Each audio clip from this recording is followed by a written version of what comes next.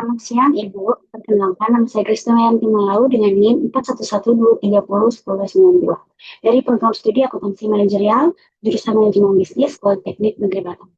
Pada kesempatan ini, saya akan mempresentasikan proposal akhir saya yang berjudul Pengaruh Financial Knowledge, Financial Attitude, dan Income pada Financial Management mahasiswa Politeknik Negeri Batam dengan studi kasus pada mahasiswa akuntansi manajerial pengguna TikTok. Sebelumnya, saya akan menyampaikan dulu garis besar presentasi saya hari ini. Ada 4 bagian utama. Yang pertama, latar belakang masalah. Yang kedua, rumusan masalah dan tujuan penelitian. Ketiga, kajian teori dan hipotesis. Dan keempat, metode penelitian yang akan saya gunakan. Sebagai gambaran awal, saya akan menunjukkan beberapa data yang melatar belakangi penelitian ini. Pengguna TikTok Shop Indonesia sudah mau report, kok.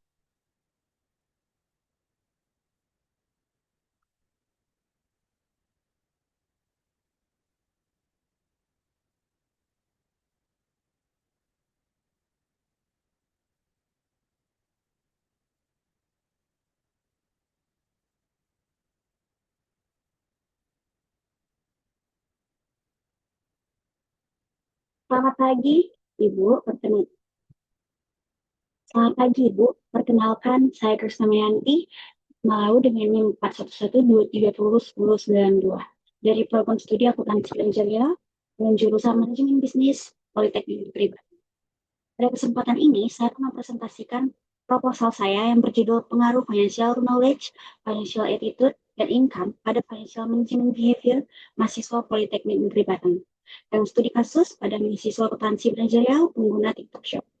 Baik, langsung saja saya mulai dengan latar belakang penelitian. Sebelumnya, saya akan sampaikan dulu garis besar presentasi saya hari ini. Ada 4 bagian utama. Yang pertama, latar belakang masalah. Kedua, rumusan masalah dan tujuan penelitian. Yang ketiga, kajian teori dan hipotesis. Dan keempat, metode penelitian yang akan saya gunakan. Pada gambaran awal, saya ingin menunjukkan beberapa data yang melatar belakangi penelitian ini. Pengguna TikTok Shop di Indonesia sudah mencapai 222,58 juta per April 2026. Dari sisi transaksi, TikTok Shop Indonesia mencatat GMV atau Gross Merchandise Value sebesar 6,918 miliar US, menjadikan Indonesia penyumbang GMV terbesar di dunia dengan angka 61,76%. Jauh tertinggal dari indeks inklusi keuangan yang sudah mencapai 84,42%. Artinya, penggunaan produk keuangan berjalan lebih cepat dibanding dengan pemahaman masyarakat dalam pengelolaannya. Ini menjadi salah satu titik awal penelitian saya. Masuk ke latar belakang, digitalisasi telah mengubah gaya masyarakat berekonomi. Berdasarkan survei APJII tahun 2026, sebanyak 235,26 juta masyarakat Indonesia sudah terkoneksi dengan internet, dan 76,7 diantaranya memanfaatkan internet untuk aktivitas ekonomi dan bisnis.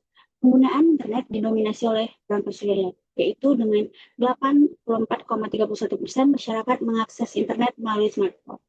Di sini, kondisi ini mendorong pertumbuhan e-commerce dan social commerce di Indonesia. Riset dari McKinsey dan Company bahkan mencatat 39% generasi Z membeli sesuatu karena pengaruh sosial media. Jauh lebih tinggi dibandingkan generasi milenial yang hanya 25%. Dan yang menarik, di antara bagian platform, TikTok mencatat lonjakan penggunaan paling signifikan. Dari 157,6 juta pada tahun 2024 menjadi 222,58 juta pada April 2020. Ini menegaskan pergeseran fungsi TikTok dari sekedar hubungan aplikasi hiburan menjadi kanal perdagangan digital melalui fitur TikTok Shop. Fitur-fitur seperti live shopping, affiliate marketing, dan flash sale ini yang memudahkan potensi mendorong pembelian impulsif tanpa perancangan keuangan yang matang. Selanjutnya yaitu research. Nah, dari penelitian terdahulu, saya menemukan adanya ketidakkonsistenan hasil dari research pada ketiga variabel yang saya teliti. Untuk financial knowledge, penelitian dari Hidayah et al. Tahun 2026 ASI tahun 2025, Budiono tahun 2020 menemukan bahwa pengaruh yang signifikan. Tapi di sisi lain, Gumi Tasari dan Isbana tahun 2023 serta Nisa dan Haryono tahun 2022 menemukan bahwa financial knowledge tidak berpengaruh. Untuk financial attitude, mayoritas penelitian seperti Hidayana dan Gusmi Tasari dan Isbana tahun 2023 menemukan pengaruh positif signifikan. Meski ada dan juga tidak menemukan pengaruh seperti Nisa dan Haryono di tahun 2022. Untuk income, hasilnya juga beragam. Ada yang menemukan pengaruh signifikan, tetapi juga ada yang menemukan sebaliknya. Perbedaan hasil inilah yang menunjukkan adanya research gap yang perlu dikaji ulang dan menjadi alasan saya melakukan replikasi penelitian dari Bumi Tasari dan Isbana tahun 2023.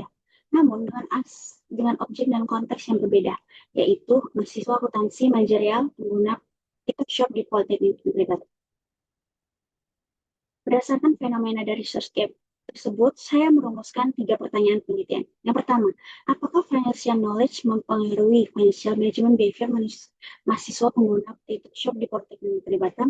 Yang kedua, apakah financial attitude mempengaruhi financial management behavior mahasiswa pengguna TikTok Shop di Politeknik Negeri Batam? Dan yang ketiga, apakah income mempengaruhi financial management behavior mahasiswa pengguna TikTok Shop di Politeknik Negeri Batam? Merujuk pada rumusan masalah tersebut, penelitian ini memiliki 3 tujuan spesifik, yaitu menelaah pengaruh financial knowledge, financial attitude, dan income terhadap financial management behavior mahasiswa akuntansi manajerial pengguna TikTok Shop. Dari sisi manfaat, penelitian ini memiliki 2 sisi. Secara teoritis, penelitian ini diharapkan mampu memperkaya kajian financial behavior, khususnya pada ranah social economics TikTok Shop. Secara praktis, hasilnya bisa menjadi cerminan evaluasi bagi mahasiswa untuk mengelola keuangannya sekaligus menjadi masukan bagi Politeknik Negeri Batam dalam memperkuat program edukasi literasi keuangan.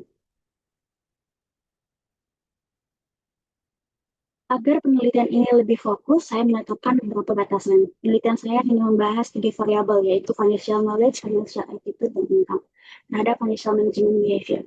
Objeknya adalah mahasiswa aktif program studi akuntansi manajerial Politeknik Negeri Batam dengan kriteria responden yang pernah bertransaksi melalui TikTok Shop. Saya juga berfokus hanya pada platform TikTok Shop, tidak membahas platform e-commerce lainnya, dan konteksnya terbatas pada pengelolaan keuangan pribadi mahasiswa. Penelitian ini menggunakan teori of plan behavior dari Icek Azen tahun 1991 sebagai landasan teori utama.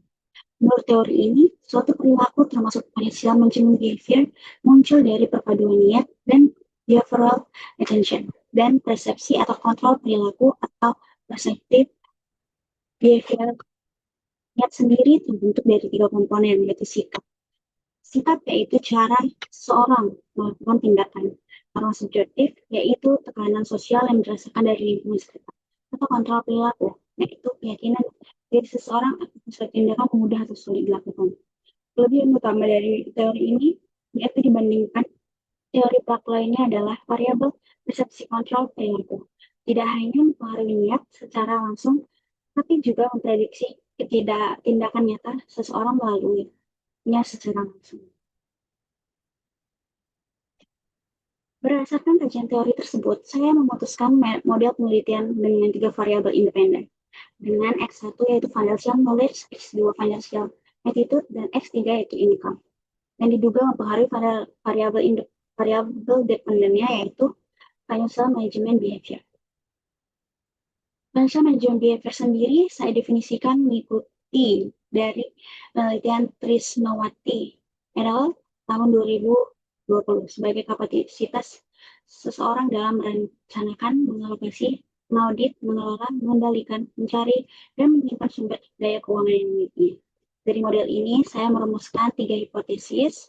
Hipotesis pertama yaitu financial knowledge berpengaruh positif dan signifikan terhadap financial management behavior. Hipotesis kedua yaitu financial attitude berpengaruh positif dan signifikan terhadap financial management behavior. Hipotesis ketiga yaitu income berpengaruh positif dan signifikan terhadap financial management behavior. Ketiga hipotesis ini nantinya akan diuji secara statistik pada tahap penelitian selanjutnya.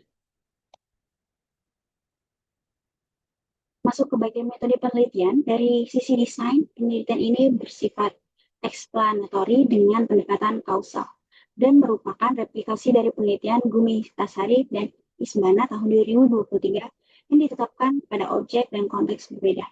Dari sisi jenis dan sumber data, saya menggunakan data primer yang dikumpulkan langsung dari mahasiswa akuntansi manajerial Politeknik Negeri Batam, pengguna TikTok Shop dengan skala ordinal yang akan diolah menggunakan pendekatan SAMPLS.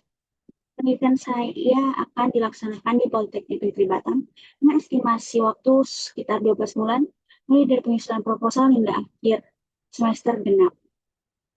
Untuk teknik pengumpulan data, saya akan menyebarkan kuesioner secara daring melalui Google Form menggunakan skala Likert poin tanpa opsi netral agar responden tidak cenderung memilih jawaban tinggi. Sebelum disebar luas, kuesioner ini dibagikan melalui Pilates terlebih dahulu. Untuk populasi penelitian ini menyasar 1.047 mahasiswa aktif program studi akuntansi manajerial Poli Batam. Karena karakteristik pasti pengguna TikTok Shop di antara mereka belum diketahui, saya menghitung jumlah sampel menggunakan rumus Sopin dengan tingkat kesalahan 10%. Penghitungannya adalah N sama dengan N dibagi 1 ditambah N dikali E kuadrat, yaitu 1047 dibagi dengan 11,47 menghasilkan 9,28 yang saya bulatkan menjadi 91 responden. Jumlah ini juga sudah memenuhi syarat minimum SMPLS berdasarkan aturan 10 times rule dari Garrett al. Teknik penarikan sampelnya menggunakan positive sampling dengan 3 kriteria responden. Yang pertama, mahasiswa aktif Politeknik Negeri Batam dengan program studi akuntansi manajerial. Yang kedua, pernah bertransaksi di TikTok Shop minimal sekali dalam 6 bulan terakhir. Yang ketiga, bersedia mengisi kuesioner dengan benar dan terbuka. Berikutnya operasional variabel. Penelitian ini ada 4 variabel yang saya ukur menggunakan skala Likert point. Yang pertama, financial knowledge, diukur dengan dimensi general knowledge, saving and borrowing, insurance, dan investment, mengacu pada Chen dan Fogg tahun 1998. Kedua, financial attitude, diukur dengan 6 dimensi, yaitu obsession, power, effort, inadequacy, retention, and security, mengacu pada tahun 1980. Yang ketiga yaitu income, diukur dengan jumlah pendapatan atau uang saku mahasiswa per bulan, mulai dari di bawah 1 juta hingga di atas 5 juta, mengacu pada IDA dan Dwinta tahun 2019. Dan terakhir yaitu financial management behavior, diukur dari 4 dimensi, consumption, cash flow management, saving, and investment, secara kredit management, mengacu pada Deu dan Xiao tahun 2011.